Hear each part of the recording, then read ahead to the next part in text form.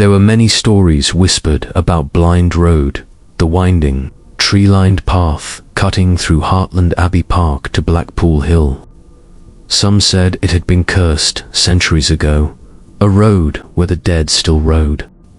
Others claimed it was merely an old wives' tale, something meant to keep curious travelers from wandering into places they shouldn't be.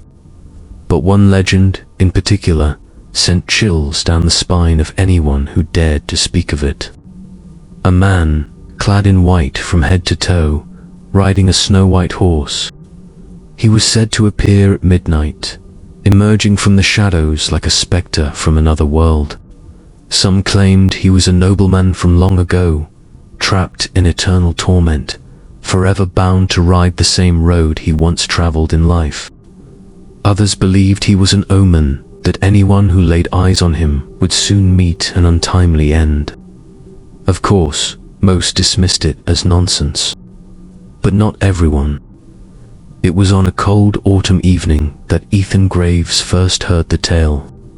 He was sitting in the Black Hart in a cozy tavern nestled near the edge of Hartland Abbey Park, when an old man at the bar leaned forward, his voice hoarse and serious.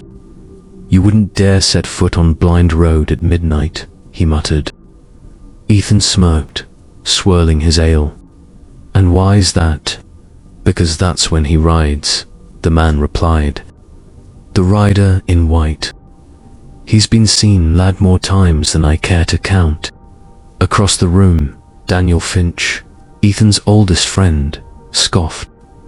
"Ghost stories don't scare us," Daniel said. "In fact, I bet Ethan could walk that whole road at midnight and see nothing but trees and fog." The old man paled. "You'd be a fool to try." Ethan, feeling the warmth of ale and bravado, shrugged. "Fine. Let's make it interesting. If I walk Blind Road from one end to the other and come back in one piece, you all owe me a drink." The tavern roared with approval, the bet sealed. But as Ethan caught the old man's gaze once more, he noticed something unsettling, a look of genuine fear. The clock chimed 11:30 as Ethan and Daniel set off toward Blind Road. A thick fog clung to the ground, rolling in from the distant sea cliffs, giving the landscape an unearthly glow. "Still time to turn back," Daniel teased. Ethan laughed. Not a chance. The road was silent, save for the occasional rustle of leaves in the breeze. Tall trees loomed on either side, their twisted branches clawing at the sky like skeletal fingers. With each step, the world felt more distant, as though they had entered a place untouched by time. And then the hoofbeats began. Slow, deliberate, coming from somewhere ahead. Daniel froze, gripping Ethan's arm. "Did you hear that?" Ethan's heart pounded. Probably just a stray horse. But deep down, he wasn't sure. The sound grew louder, each step bringing them closer to the unknown. And then, through the shifting fog, they saw him. He emerged like a phantom from the mist. A man dressed entirely in white, riding a snow-colored horse that moved without sound. His cloak billowed in the cold night air, his gloved hands holding the reins loosely, as if he were merely a passenger on his own steed. And his face. There was no face. No features beneath the hood, just an endless void, darker than the night itself.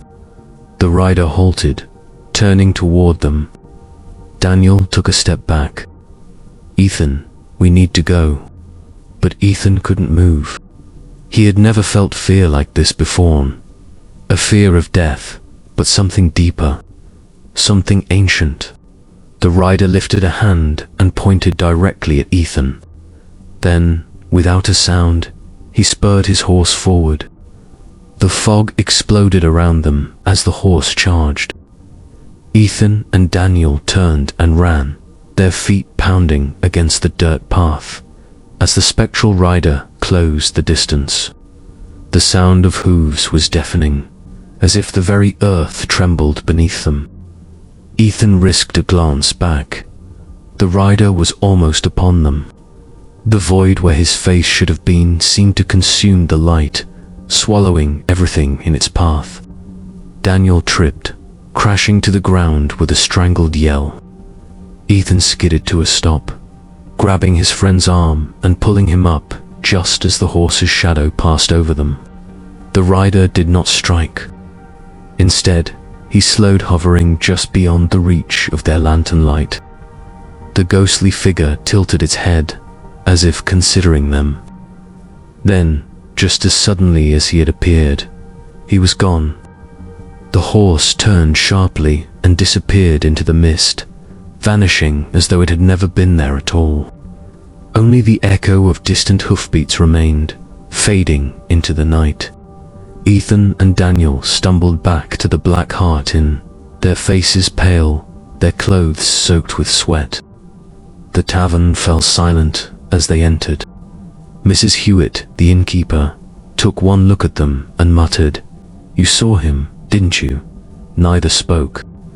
Ethan simply walked to the bar, grabbed a bottle of whiskey, and poured himself a very large drink. Daniel's hands still trembled.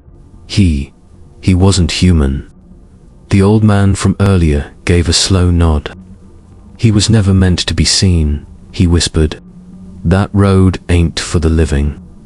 Ethan drained his glass, staring into the flames of the tavern hearth. And in the silence, beyond the crackling fire, he thought he heard something. The distant echo of hooves. Still riding, still waiting. For the next traveler, foolish enough to walk blind road at midnight. Many thanks for treading this tale's dark path. If its chill gripped you, like, follow, subscribe, and comment below.